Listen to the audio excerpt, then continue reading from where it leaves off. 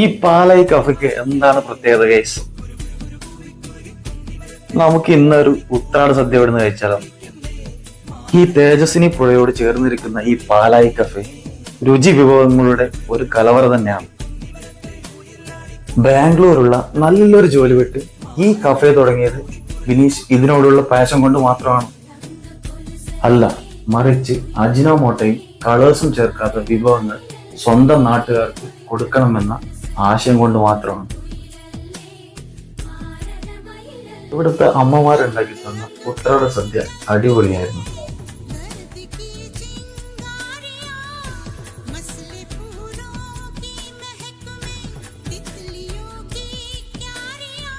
ഈ പുഴയിൽ കിട്ടുന്ന ഫ്രഷ് മീൻ, ഇവിടുത്തെ ചട്ടിച്ചോറും ചട്ടിക്കഞ്ഞിയും കൂട്ടിപ്പിടിക്കാൻ പോരുന്ന ഗൈസ് പാലയിലേക്ക്.